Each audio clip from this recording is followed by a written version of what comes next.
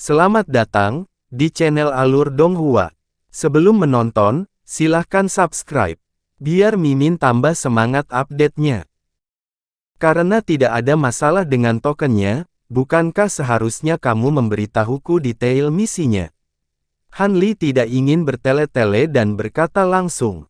Sebelum itu, ada satu hal lagi yang perlu saya konfirmasi sebelum saya dapat memutuskan apakah saya ingin mempercayakan misi ini kepada Anda. Penjaga toko yang gendut mengubah topik pembicaraan.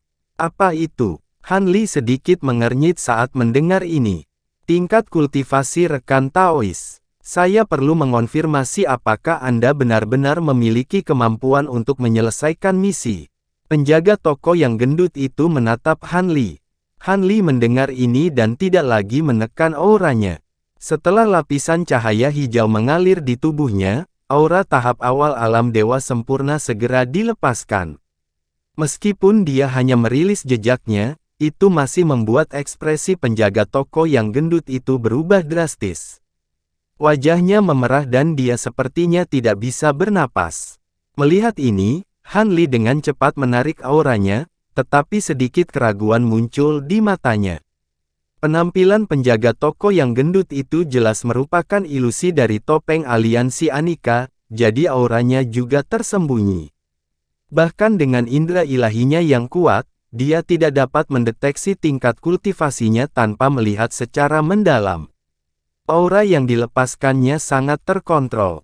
Itu hanya sedikit. Jadi bagaimana bisa menimbulkan reaksi sebesar itu dari penjaga toko yang gendut? Jika saya menebak dengan benar, Anda pasti seorang kultivator tahap awal alam dewa sempurna, bukan? Wajah penjaga toko yang gendut itu masih agak pucat, tetapi setelah menarik napas dalam-dalam beberapa kali, dia mendapatkan kembali warnanya dan berkata. Han Li tidak mengatakan apa-apa dan hanya mengangguk dalam diam. Jika itu masalahnya, saya menyarankan Anda untuk tidak menerima misi ini. Jejak kekecewaan muncul di mata penjaga toko yang gendut itu. Mengapa demikian? Misi sebelumnya dengan jelas menyatakan bahwa Anda hanya perlu menjadi seorang kultivator alam dewa sempurna, tetapi itu tidak menentukan alam tertentu. Han Li berkata dengan sedikit keraguan. Sejujurnya, misi yang saya keluarkan sebenarnya mengharuskan Anda untuk membunuh seseorang. Sejauh yang saya tahu, orang itu juga berada di tahap awal alam dewa sempurna, tetapi metodenya tidak sebanding dengan kultivator biasa dari alam yang sama. Saya khawatir Anda tidak dapat mengalahkannya dan kehilangan nyawa Anda. Penjaga toko yang gendut itu menggelengkan kepalanya. Jika itu adalah seorang kultivator dari alam yang sama, saya masih yakin bisa bertarung. Bahkan jika saya tidak bisa mengalahkannya, saya tidak akan kehilangan nyawa saya. Yakinlah, katakan saja padaku misinya. Aku sudah mengambil keputusan, dan aku tidak akan mundur. Han Li mendengar kata-kata itu, dan dia berkata sambil tersenyum. Melihat sikapnya yang tegas, penjaga toko yang gendut itu menghilangkan keraguan di hatinya dan berkata, ini. Oke, orang yang saya ingin Anda bunuh adalah Bai Songshi, dia adalah guru besar dari klan abadi Dewa Sempurna. Selama rekan Taois berhasil membunuh orang ini, Anda akan menerima hadiah yang dijanjikan. Guru besar dari negara Fana. Guru besar dari alam abadi Dewa Sempurna. Itu benar. Han Li mengakui terus terang. Maka tidak heran, rekan Daois mungkin tidak mengetahui hal ini, tetapi jumlah manusia di benua awan kuno dapat dihitung dalam triliunan, dan setidaknya ada jutaan negara besar dan kecil. Negara-negara seperti Negara 100 Berkat tampaknya dikelola oleh keluarga kerajaan sekuler di permukaan, namun kenyataannya, ada satu atau dua klan kultivasi yang diam-diam mengelolanya. Mereka adalah penguasa sejati. Penjaga toko yang gendut itu menjelaskan. Han Li mengangguk dengan ekspresi kontemplatif, dan bertanya, jadi itu berarti keluarga Bai Songshi adalah penguasa sebenarnya dari Negara 100 Berkat. Tidak buruk. Faktanya, semua klan kultivasi ini mendapat dukungan dari sekte kultivasi berperingkat lebih tinggi. Namun, karena beberapa adat istiadat yang mapan, kecuali suatu negara dihancurkan, klan kultivasi ini tidak akan mengganggu naik turunnya negara sekuler. Akibatnya, manusia biasa tidak akan menyadari pengaruh klan kultivasi ini. Penjaga toko yang gendut itu melanjutkan. Jika itu masalahnya, bukankah aku akan menyinggung sekte yang mendukung Bai Songshi jika aku menyerangnya? Saya bahkan mungkin menarik perhatian Taois naga api. Han Li agak bingung. Rekan Taois, Anda dapat yakin tentang hal ini. Yang saya minta untuk Anda bunuh bukanlah Bai Songshi yang asli. Penjaga toko yang gendut itu melambaikan tangannya. Han Li bingung dengan ini dan saat dia akan bertanya, penjaga toko yang gendut itu melanjutkan, jangan khawatir. Yang saya minta untuk Anda bunuh sebenarnya adalah iblis surgawi luar angkasa. Ketika Bai Songshi yang asli melampaui kesengsaraan untuk menjadi dewa, itu telah memanfaatkan kelemahannya dan merasuki tubuhnya. Agar tidak menarik perhatian, iblis surgawi telah menekan kultivasinya di tahap kenaikan besar meskipun dia sebenarnya berada di tahap awal abadi sejati. Jadi, ada satu hal yang saya tidak mengerti. Jika memang ada iblis surgawi yang menyebabkan masalah, itu pasti akan bertindak diam-diam dan tidak membocorkan informasi apapun. Bagaimana rekan Daois mengetahuinya dengan sangat jelas? Han Li sedikit ragu. Ini. Penjaga toko yang gendut itu membuka mulutnya, tetapi dia agak tidak dapat berbicara. Apa yang dikatakan rekan Daois benar-benar luar biasa. Jika Anda tidak dapat menjelaskan alasannya lebih lanjut, mohon maafkan saya karena tidak mempercayainya. Han Li berkata dengan ringan. Mendengar ini, penjaga toko yang gendut itu menundukkan kepalanya dan merenung. Dia tidak berbicara untuk waktu yang lama. Han Li tidak mendesaknya, tetapi hanya menunggu dengan tenang. Setelah lama terdiam, penjaga toko yang gendut itu perlahan mengangkat kepalanya. Dia mengangkat tangannya dan meraih kedua sisi pipinya. Setelah semburan cahaya hijau, dia melepas topeng kelinci hijau yang ditutupi dengan pola roh. Saat topengnya dilepas, tubuh penjaga toko yang gendut itu juga menyala dengan cahaya hijau di saat yang bersamaan. Setelah semburan distorsi, sosoknya menyusut dengan cepat, dan pinggangnya menjadi semakin ramping. Setelah beberapa saat, pemilik toko gemuk sebelumnya menghilang, dan dia digantikan oleh seorang gadis muda yang sepertinya baru berusia 18 tahun. Wanita ini memiliki alis melengkung, mata berbentuk almond, bibir tipis, dan hidung yang halus. Wajahnya cantik, dan masih ada sedikit lemak bayi yang kekanak-kanakan di pipinya. Dia mengenakan rok teratai merah muda yang sangat pas. Dia terlihat segar dan cantik. Namun, jika Anda melihat alis gadis itu, Anda bisa melihat sedikit kerutan, yang membuat aura gadis mudanya sedikit berkurang. Sebaliknya, dia memiliki tampilan yang menyedihkan. Han Li melihat perubahan orang di depannya. Wajahnya tidak berubah sama sekali, tetapi sedikit kesadaran melintas di benaknya. Aura yang dipancarkan gadis itu saat ini hanya pada tahap Nas Chen Sol. Tidak heran dia memiliki reaksi yang begitu besar ketika saya baru saja melepaskan jejak aura.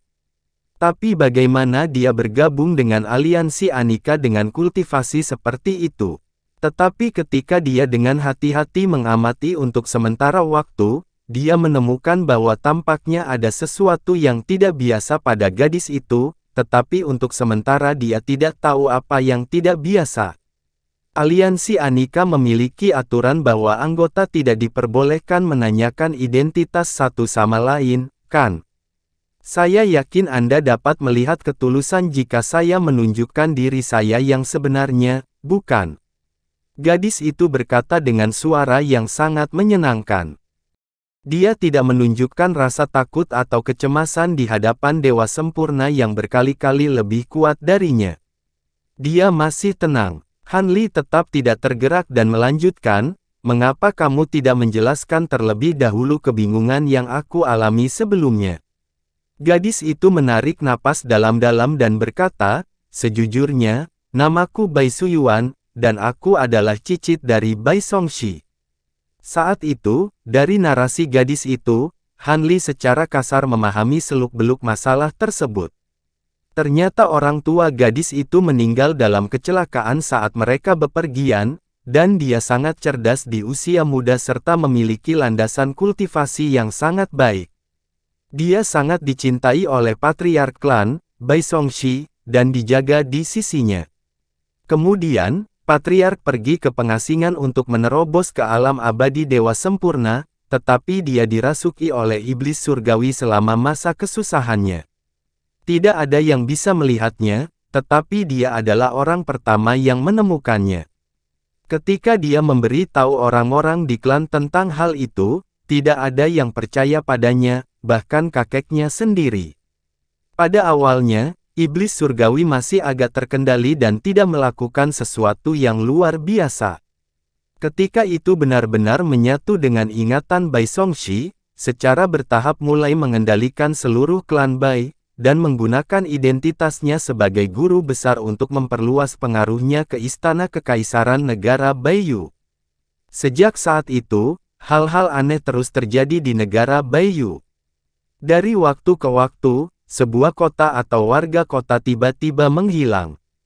Sebagai kekuatan kultivasi di negara ini, klan Bai secara alami mengirim orang untuk menyelidiki, tetapi mereka tidak menemukan apapun. Kemudian, ketika perilaku iblis surgawi menjadi semakin aneh, beberapa orang di klan akhirnya menyadarinya dan mulai menyelidiki. Pada akhirnya, iblis surgawi menyerang lebih dulu dan melenyapkan mereka satu per satu. Iblis surgawi menyukai bakat saya dan ingin mengolah saya menjadi kuali kultivasi, jadi dia memenjarakan saya di area terlarang klan. Kakek dibunuh oleh iblis surgawi ketika dia menyelamatkanku. Pada titik ini, Bai Suyuan berhenti, dan sedikit rasa sakit muncul di matanya. Rekan Taois Bai, tolong tahan kesedihanmu. Melihat ini, Han Li menghiburnya. Ketika kami melarikan diri saat itu, kakek mencuri topeng ini dan token leluhur yang diwariskan oleh leluhur kami dan memberikannya kepadaku. Dia menyuruhku menggunakan token itu untuk bergabung dengan Sekte Naga Api dan fokus pada kultivasi. Ketika aku cukup mampu, saya akan kembali untuk membalas dendam klan. Tapi saya hanya di tahap transformasi dewa. Bahkan jika saya berkultivasi tanpa istirahat, saya tidak tahu kapan saya akan bisa melawan iblis itu. Setelah beberapa saat, gadis muda itu melanjutkan. Jadi kamu mengeluarkan misi ini di aliansi Anika untuk menemukan seseorang untuk membantumu membunuhnya. Han Li bertanya. Dia sangat setuju dengan deskripsi wanita ini. Belum lagi alam keabadian sejati. Bahkan jika seseorang ingin maju dari tahap transformasi dewa ke tahap tempering spasial, mereka juga harus melewati tahap 5 elemen bersatu. Han Li tahu betapa sulitnya itu, belum lagi kesengsaraan surgawi setelah tahap Grand Ascension. Jadi begitu, itu akan menjelaskan mengapa Anda dapat bergabung dengan aliansi Anika bahkan dengan kultivasi Anda. Omong-omong, Anda mengatakan bahwa topeng dan token ini diturunkan dari leluhur Anda. Han Li mengangguk pelan setelah mendengar penjelasan Bai Suyuan. Pemilik asli dari topeng ini adalah nenek moyang dari keluarga Bai kami. Dia adalah abadi yang pernah menjabat sebagai tetua dalam di Jalan Naga Api. Alasan mengapa keluarga Bai kami dapat secara diam-diam mengelola bangsa Baiyu adalah karena leluhur ini. Adapun token, tentu saja itu miliknya, Bai Suyuan menjelaskan. Jika itu masalahnya, mengapa kamu tidak pergi ke Jalan Naga Api untuk menemukan leluhur abadi ini dan memintanya untuk membunuh iblis surgawi? Han Li mengangkat alisnya dan bertanya.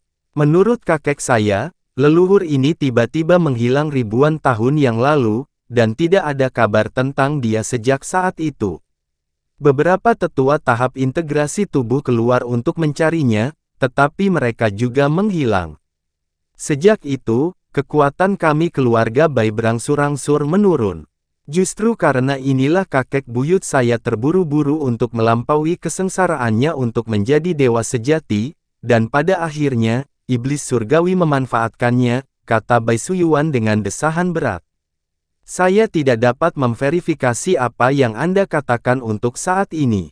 Tunggu sampai saya melihat Bai Songxi dengan mata kepala sendiri dan memastikan bahwa dia telah dirasuki oleh iblis surgawi, maka saya akan memutuskan apakah akan bergerak atau tidak, Han Li berkata setelah berpikir sejenak.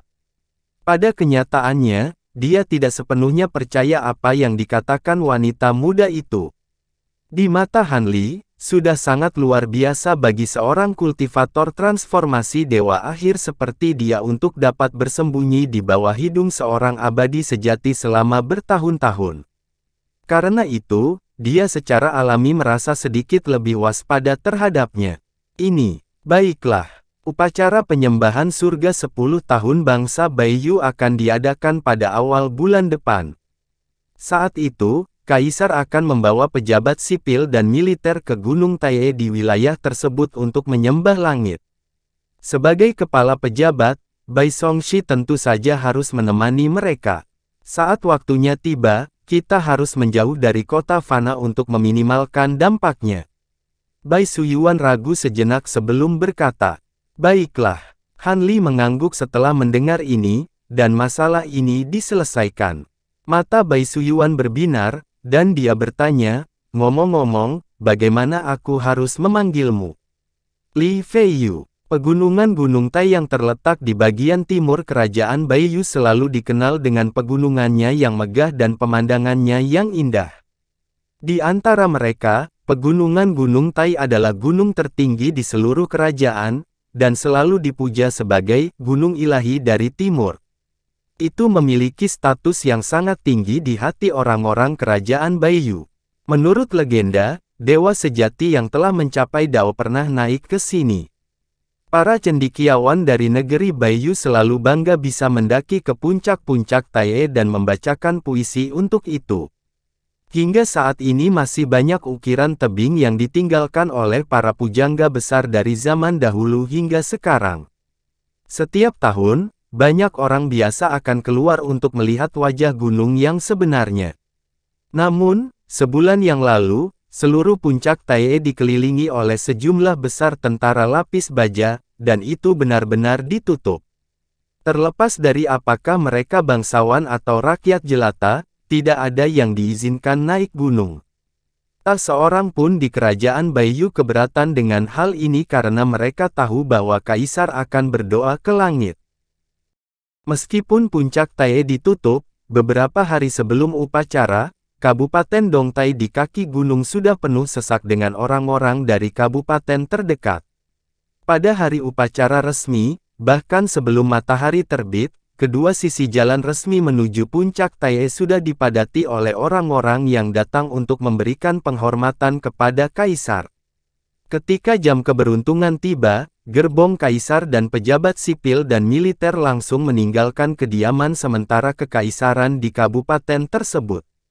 Di bawah perlindungan para pengawal kerajaan, mereka langsung pergi ke puncak Taye. Di puncak-puncak Taye, ada sebuah altar bundar yang lebar. Beberapa pembakar dupa telah disiapkan, dan tanah ditutupi dengan karpet merah brokat. Banyak pejabat berseragam Kementerian Ritus berdiri di sekitar altar.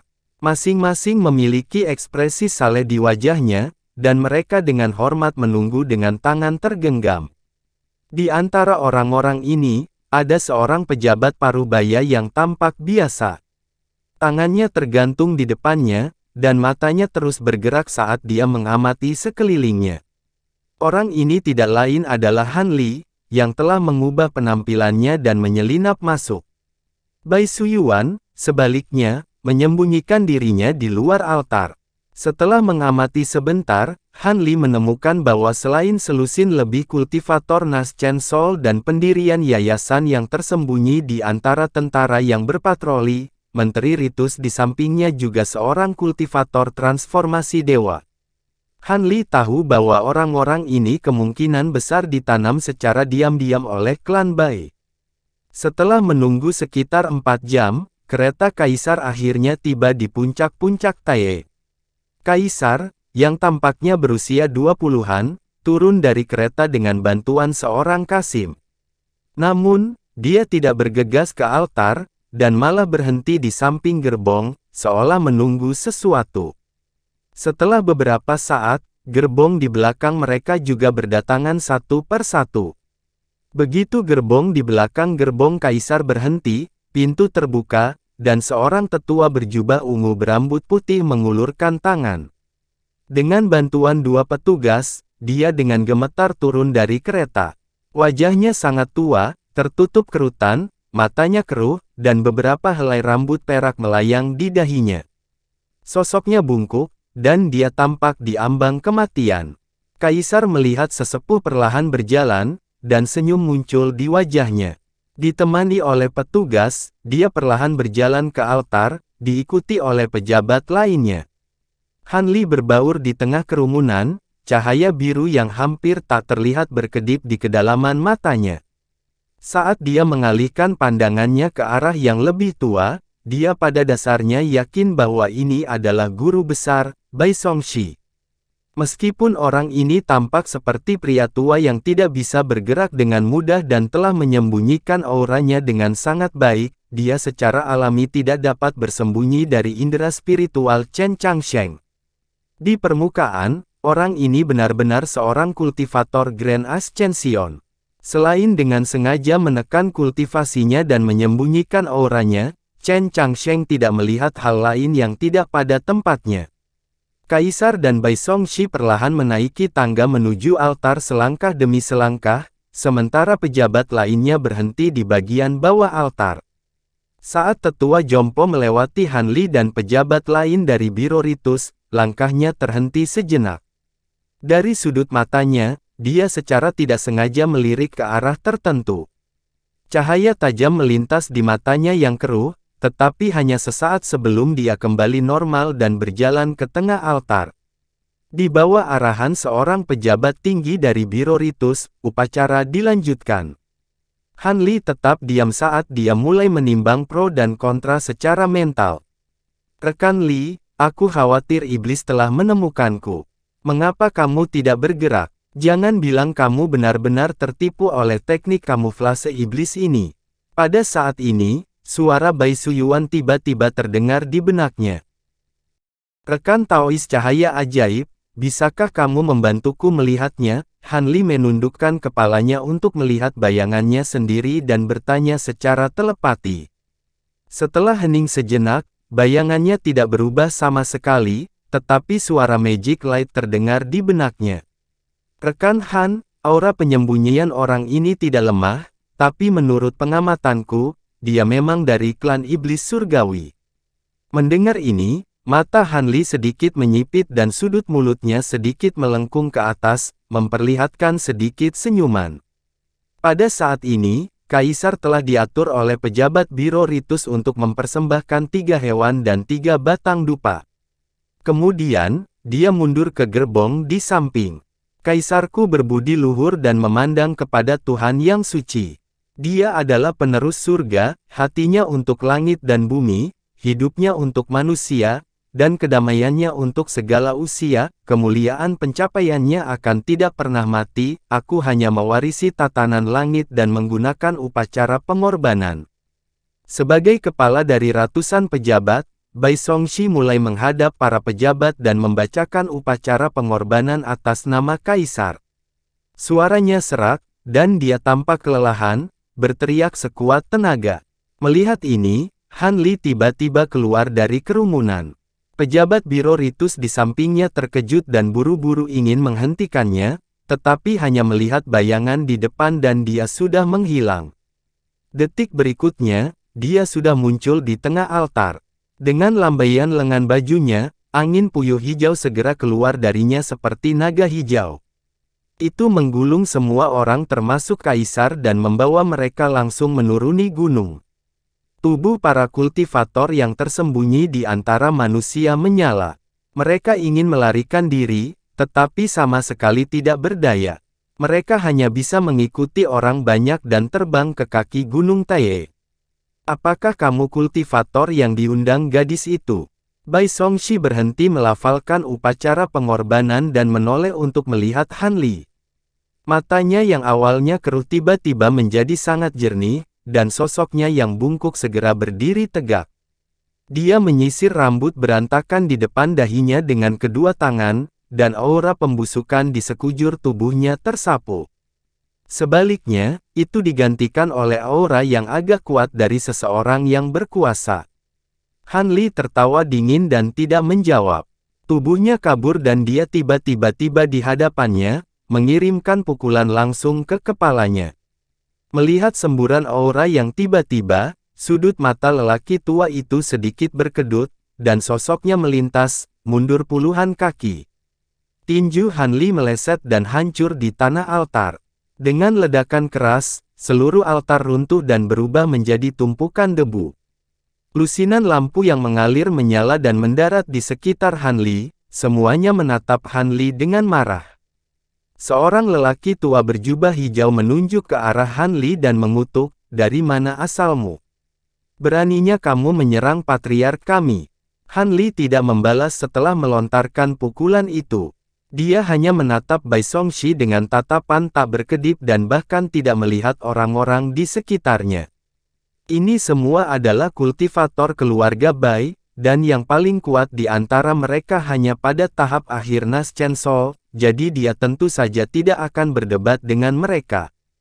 Tepat pada saat ini, sosok ramping lainnya terbang dari kejauhan dan mendarat di altar yang hancur. Ini adalah wanita cantik dan lembut yang mengenakan gaun teratai merah muda, itu tidak lain adalah Bai Suyuan. Paman kedua, paman pertama, hentikan. Senior Li ini adalah seseorang yang saya undang kembali untuk membunuh iblis surgawi. Jangan tersihir oleh iblis itu dan kehilangan nyawamu dengan sia-sia, teriak Bai Suyuan. Diam, kamu tidak hanya membunuh kakekmu sendiri, kamu bahkan berani memfitnah pemimpin klan. Kamu benar-benar tidak tahu apa yang baik untukmu. Aku akan membersihkan pemimpin klan untukmu hari ini.